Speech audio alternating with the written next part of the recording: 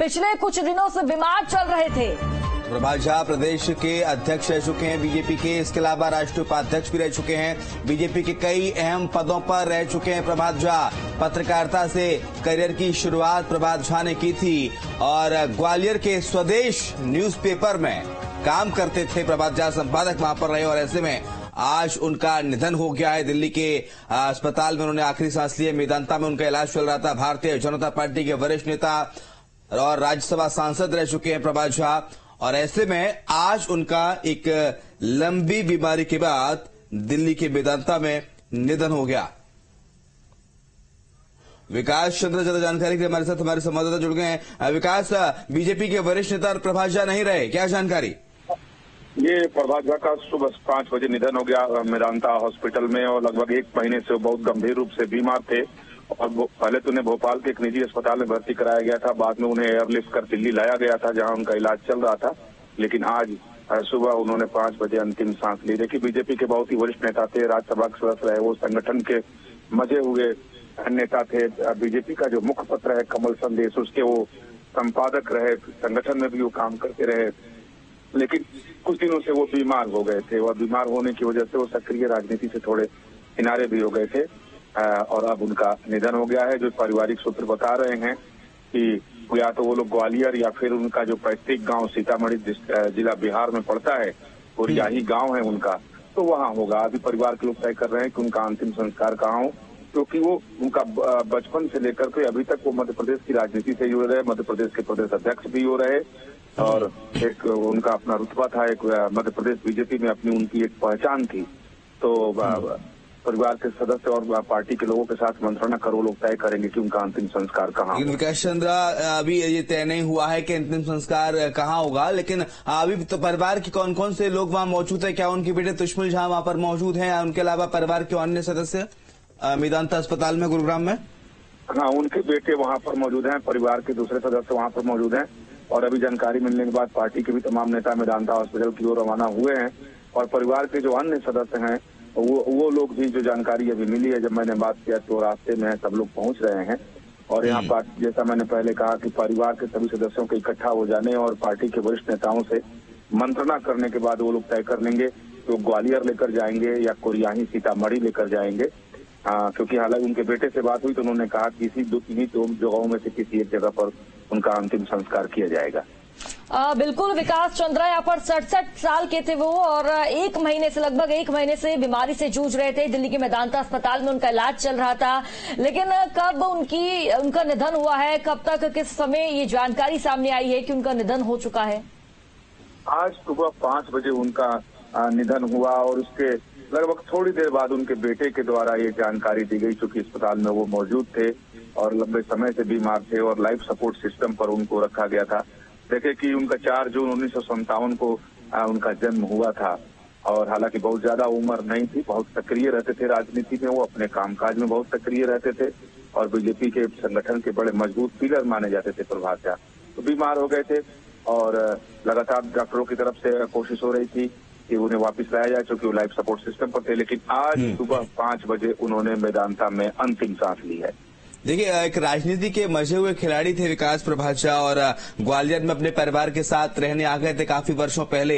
वहीं से ग्वालियर के MLB कॉलेज से उन्होंने डिग्री हासिल की, राजनीतिक जीवन में वहां से प्रवेश किया। ग्वालियर के स्वदेश न्यूज़पेपर में भी वो लगातार काम करते रहे। इसके अलावा फिर भारतीय जनता पार्टी के मुखपत्र में भी उन्होंने काम किया और ऐसे में बीजेपी के प्रदेश अध्यक्ष, बीजेपी के राष्ट्रीय उपाध्यक्ष, लेकिन कभी परिवार के लिए तुष्मिल झा को लेकर, राजनीति को लेकर तमाम सारे कयास लगाते जा रहे थे कि प्रभात झा तुष्मिल झा के लिए कुछ डिमांड कर सकते हैं, लेकिन संगठन से उन्होंने कुछ मांग नहीं की और संगठन को मजबूती प्रदान करते रहे हमेशा। बिल्कुल सही कहा आपने। प्रभात झा ने अपने परिवार के लोगों के लिए कतई कभी मांग नहीं की और कभी ये सुना भी नहीं गया जो अपने परिवार के लिए, खासतौर पर अपने बेटे के लिए या किसी दूसरे रिश्तेदार के लिए वो पार्टी में कोई बर्थ मांगते हो, कोई जगह मांगते हो या कोई पद मांगते हो। आप देखें, जो बीजेपी का मुखपत्र है कमल संदेश, आज जो उसकी पहचान है वो प्रभात झा की वजह से ही है। प्रभात झा ने अपनी शुरुआत पत्रकारिता के जीवन से ही की थी और लंबे समय तक वो पत्रकारिता करते रहे। उसके बाद वो बीजेपी से जुड़े और धीरे धीरे संगठन में काम करने लगे। बाद में वो कमल संदेश के संपादक बना दिए गए और लंबे समय तक कमल संदेश का संपादन उन्हीं के नेतृत्व में हुआ और संगठन में भी वो काम करते रहे। पहले लगातार वो दिल्ली में ही रहते थे, जब राज्यसभा सदस्य हो गए तब भी वो दिल्ली में ही उनका आवास था, लेकिन बाद में वो फिर ग्वालियर चले गए थे और वहीं पर वो रहते थे और वहीं की राजनीति में वो सक्रिय थे। तो उनकी अपनी एक पहचान थी। मैं लौटूंगा आपके पास। विकास जी, हमारे साथ कृषि मंत्री कमल पटेल इस वक्त फोन लाइन पर जुड़ गए हैं। कमल पटेल जी, बीजेपी के वरिष्ठ नेता प्रभात झा हम सब के बीच नहीं रहे। पूर्व कृषि मंत्री कमल पटेल जी हमारे साथ, बीजेपी के वरिष्ठ नेता प्रभात झा नहीं रहे। प्रभात जी के निधन की खबर सुनकर हृदय दुखी है। वो हमारे बहुत ही समर्पित भारतीय जनता पार्टी के संघ के स्वयंसेवक और भारतीय जनता पार्टी के वरिष्ठ नेता और कार्यकर्ता थे। उनके सानिध्य में हमने काम किया है। मैं युवा मोर्चा जब अध्यक्ष था तब वो मीडिया के प्रभारी थे। उनका मार्गदर्शन हमें हमेशा मिलता रहा। प्रदेश अध्यक्ष रहे, हमारे राज्यसभा सदस्य रहे और पूरा जीवन उन्होंने देश के लिए, पार्टी के लिए, संगठन के लिए समर्पित किया और आज वो हमारे बीच में नहीं है। ये हमारे लिए अपूर्णीय क्षति है। दरअसल एक राजनेता के तौर पर आप उनकी स्मृतियों को अगर याद करते हैं, आपकी कभी मुलाकात हुई होगी कमल पटेल जी उनसे, किस तरह की मुलाकात रही? कोई आप उनके साथ बिताया हुआ पल साझा करना चाहेंगे आज दर्शकों से? 8-9 साल तो वो प्रवक्ता थे भारतीय जनता पार्टी के, तो हमेशा रोज ही मिलते थे और उनका मार्गदर्शन हमें मिलता था। प्रदेश अध्यक्ष रहे, उनके सानिध्य में हमने काम किया। बहुत ही समर्पित पार्टी के लिए, संगठन के लिए और देश के लिए, और हजारों कार्यकर्ता उन्होंने अपने व्यवहार से खड़े किए हैं और अपूर्णीय क्षति है भारतीय जनता पार्टी के लिए, समाज के लिए, देश के लिए। बिल्कुल कमल पटेल जी राजनीति के मजे हुए खिलाड़ी ये रहे हैं और जिस तरीके से उनके निधन की खबर मिली है बहुत ही दुखदायी ये जानकारी। इतिहास उनको सदैव याद करेगा। लेकिन कमल पटेल जी, एक बात प्रभात झा के अंदर देखी जाती थी कि जब भी वो किसी से मुलाकात करते थे, जैसे कि मैं भी छात्र जीवन के दौरान कई बार प्रभात झा से मुलाकात मैंने की, तो हमेशा मतलब एक अलग अंदाज में मुलाकात करते थे। नहीं देखते थे कोई छोटा है, बड़ा है, कोई वरिष्ठ पद पर है कि नहीं है। हर व्यक्ति से बड़े ही खास अंदाज में, एक अलग ही अंदाज में, एक मिजाज रहता था उनका मुलाकात करने का, मिलने का। बड़े मिलनसार व्यक्ति थे प्रभात झा। बिल्कुल, वो एक स्वयंसेवक थे और एक कार्यकर्ता थे और इसलिए जमीन से जुड़े हुए थे और इसलिए वो सबसे प्रेम से मिलते थे, हंस के मिलते थे और बहुत ही साहित्य का उनको ज्ञान था। लेख लिखते थे, उससे भी प्रभावित करते थे और बहुत मिलनसार। एक मैं कह रहा हूँ ना कि हम सबके लिए, मेरे लिए व्यक्तिगत भी और पार्टी के लिए भी एक अपूर्णीय क्षति है जिसकी पूर्ति नहीं हो सकती। हम सब बहुत भारतीय जनता पार्टी के मध्य प्रदेश के तो प्रदेश अध्यक्ष रहे हैं, तो कमल पटेल जी आपने बेहद करीब से प्रभात झा को देखा है कि किस तरह से संगठन में वो काम करते थे। किसी से कोई राजनीतिक द्वेष नहीं, मतभेद हो सकते थे लेकिन मनभेद कभी प्रभात झा के नहीं रहे। ये उनके अंदर एक खासियत थी। बिल्कुल सही है, मैंने वर्षों उनके साथ काम किया है।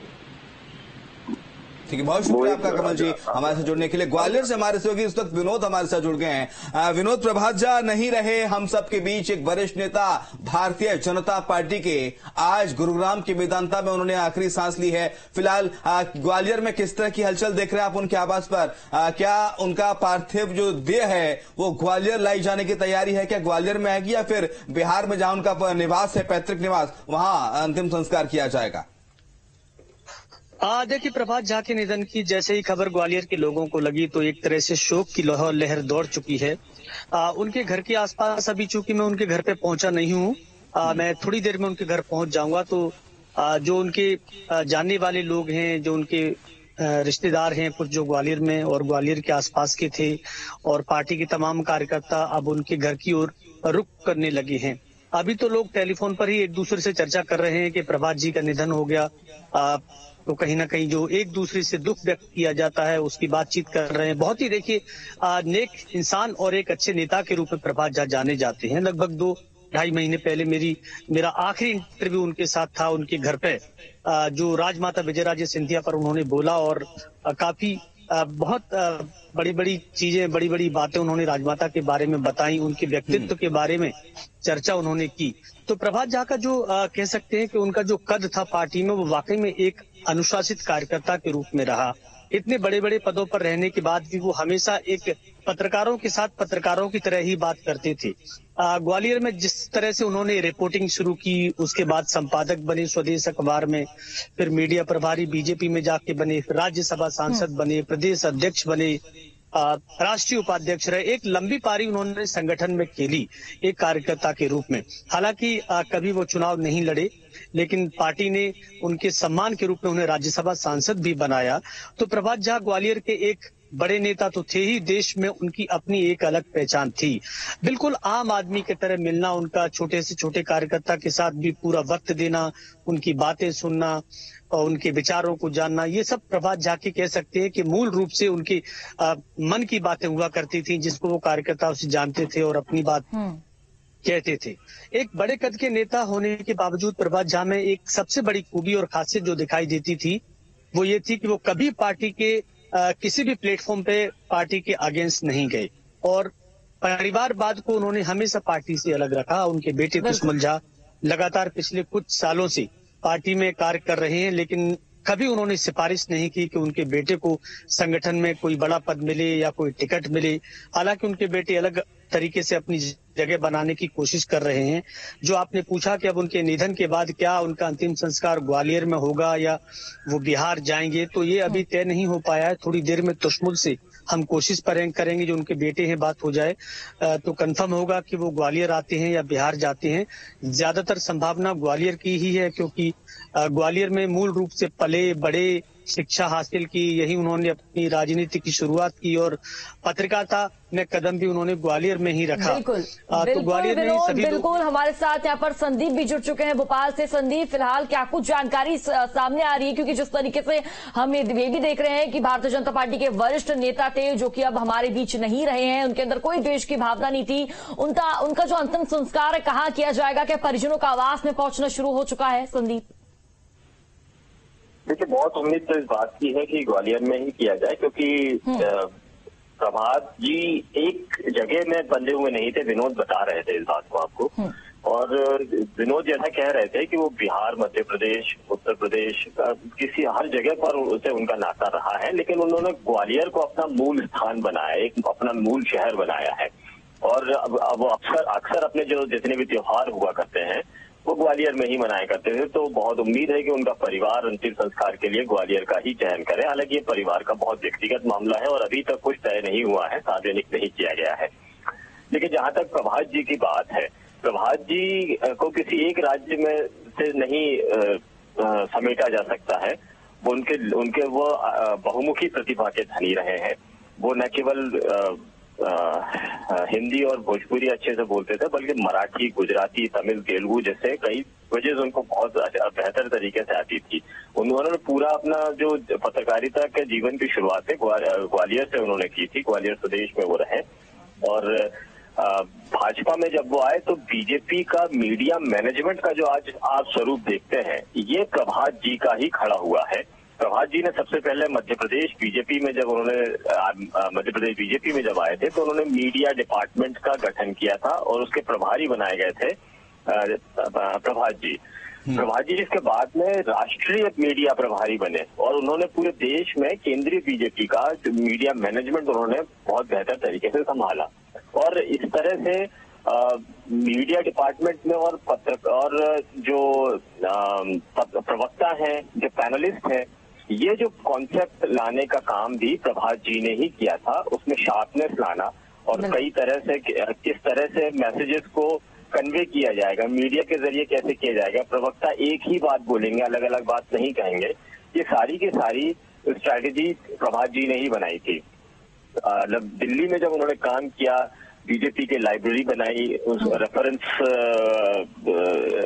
का एक बड़ा स्टॉक उन्होंने वहां पर रखा। उसके बाद में वो मध्य प्रदेश बीजेपी के अध्यक्ष बनकर आए थे जब संगठन को एक जरूरत थी कि वो संगठन को नए सिरे से ठीक ढंग से शुरू किया जाए, और उस वक्त में बीजेपी की सरकार यहाँ पर लंबे वक्त से काम कर रही थी। तो प्रभात जी ने यहाँ पर संगठन और सरकार का चेहरे को ठीक ढंग से पेश करना, जो शिवराज सिंह चौहान की सरकार है, इसको बेहतर तरीके से पेश करना मीडिया में, चाहे जनता के बीच में, तो ये सारी तरकीबें प्रभात जी ने ही निकाली थी। और पिछले काफी लंबे समय से वो खाली रहे थे। और जैसा विनोद बता रहे थे कि उन्होंने संगठन की राह ही पकड़ी है, संगठन के अगेंस्ट कभी नहीं गए।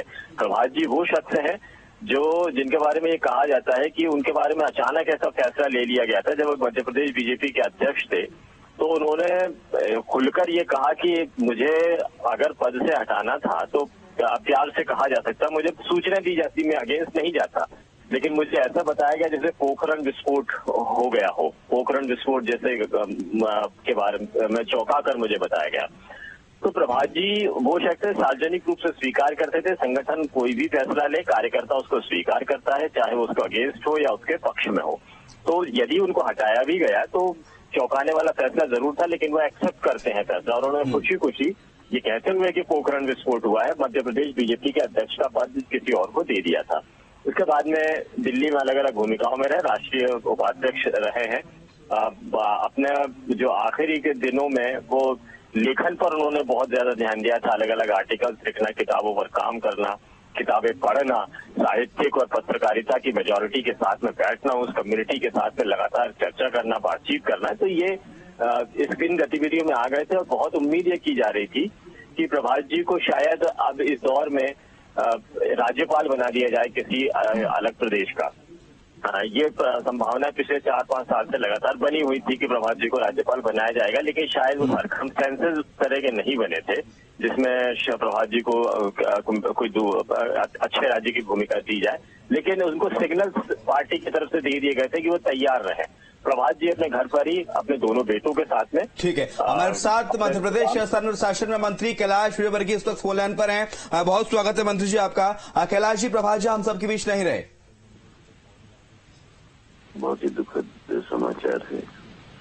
वो पार्टी के नेता तो थे ही और मेरे व्यक्तिगत मित्र थे, और उनके जाने से हमने एक पार्टी के नेता को तो खोया है, पर मेरे एक अच्छे दोस्त को खोया है। और निश्चित रूप से उनका जाना समाज के लिए, पार्टी के लिए बहुत नुकसानदायक।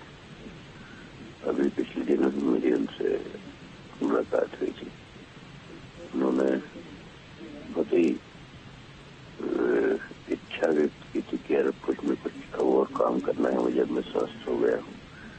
मैंने कहा ऊपर पार्टी के नेताओं से बात हुई तो बोले हाँ मैं दिल्ली जा रहा हूँ।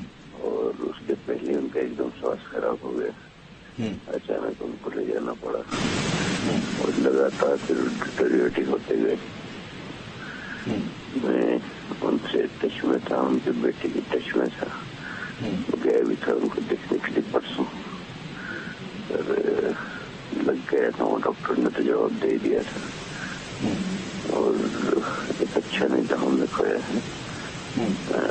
बीजेपी को बहुत पूर्ण क्षति हुई है प्रभात जी जाने से।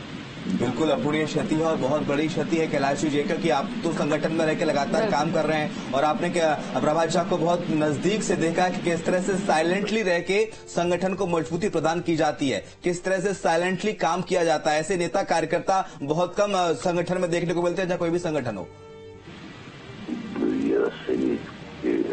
कार्यकर्ता में प्रभात जी को तुलना करे तो कोई ऐसा पल जो आपको आज बार बार याद आ रहा हो प्रभात जी के दौरान मुलाकात का, कि वो स्मृति आप बार बार याद करके भावुक हो जा रहे हो, जो साझा करना चाहेंगे न्यूज स्टेट के दर्शकों से? नहीं, मुझे तो उनसे काफी प्रेरणा था। मुझे स्वदेश के पत्रकार थे, उस समय ग्वालियर में स्वदेश बहुत चलता था, एक लीडिंग अखबार था, उसके वे पत्रकार थे और उनके संबंध चाहे किसी भी पार्टी में पत्रकार के जैसे रहते हैं वैसे हुआ करते थे। और उसके बाद भी पार्टी के प्रति कमिटमेंट, विचारधारा के प्रति कमिटमेंट। मुझे याद है कि एक उपचुनाव हुआ था, उसमें भावसा पोतनीस चुनाव लड़े थे। हम पार्टी ने हम लोगों को वहाँ पर काम करने भेजा था। मैं उस समय पार्षद था इंदौर में, तब से मेरे उनके मित्रता थे और कांग्रेस की गुंडागिर्दी के बीच में काम करना बड़ा मुश्किल होता था। और वो सब कांग्रेस के लोगों को समझाते थे कि देखिए इंदौर के बाहर से आए कार्यकर्ता किसी प्रकार का झगड़ा नहीं करना चाहिए, ग्वालियर से अच्छी यादें लेकर जाए। जो एक वरिष्ठ पत्रकार थे, तो उनके सम्मान सभी से लोगों से हुआ करते थे। तो बहुत ही सहजता के साथ हमारा उन्होंने बड़ा प्रोटेक्शन किया और डर लगाया, चिंता मत करना, तो मैं तुम्हारे साथ हूँ। बहुत बड़े विशेष थे कि हमेशा कार्यकर्ता का मनोबल बढ़ाते थे और इससे नेता का जाना बहुत दुखद है। पूरे समाज, जैसा कि आपने बताया कि आप जब पार्षद थे तभी से आप जुड़े हुए थे प्रभात झा से, तो पार्टी के साथ साथ संगठन के साथ साथ ये खुद कैलाश विजयवर्गीय मान के चलते हैं कि उनके लिए बहुत बड़ी क्षति है। जी जी, बहुत बड़ा नुकसान है,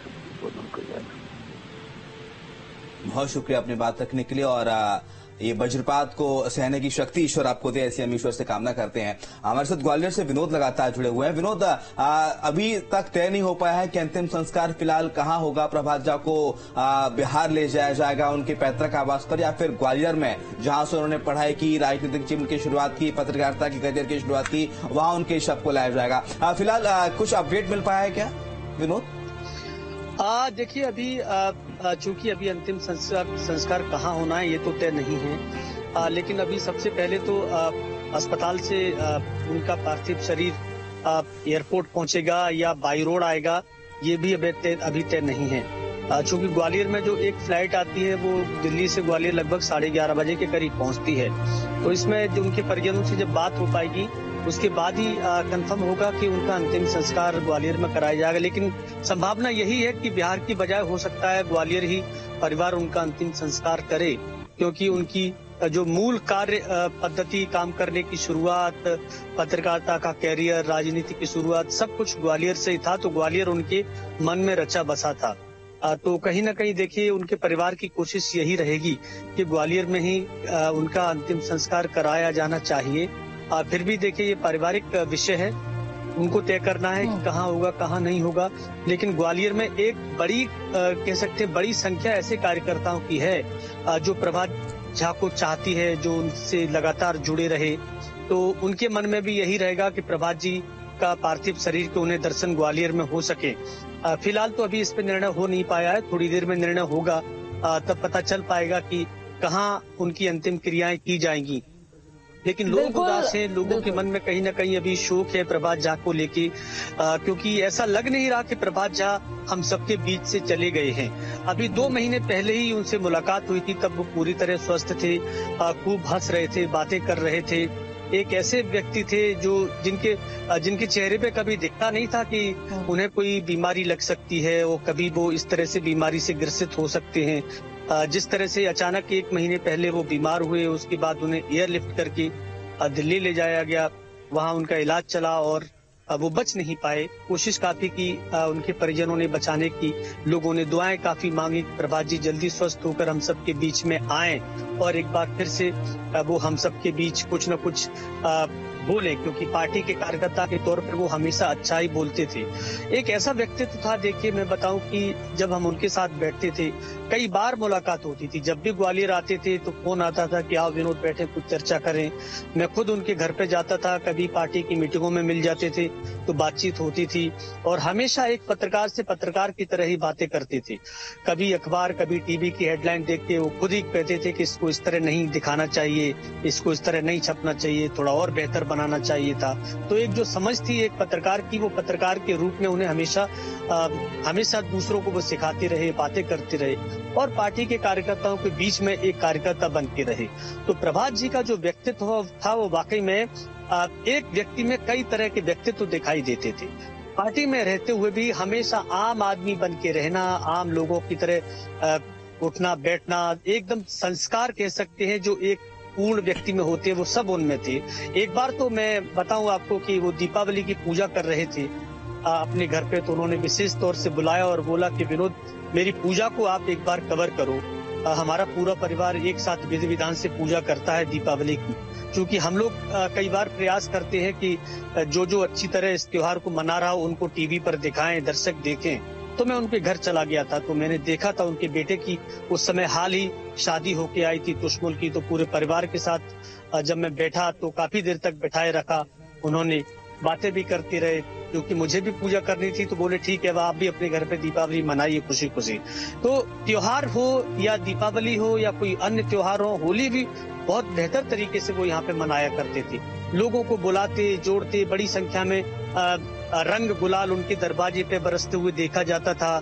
यानी एक पूरी तरह से सुसंस्कृत व्यक्ति भी थे वो।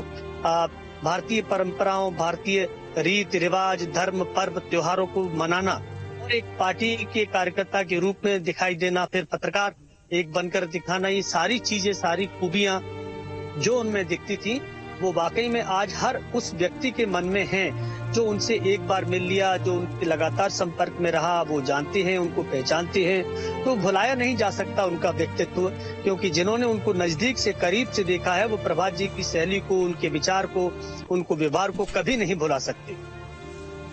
बिल्कुल गौरव, बहुत शुक्रिया फिलहाल आपका तमाम सारी जानकारी को साझा करने के लिए। और भारतीय जनता पार्टी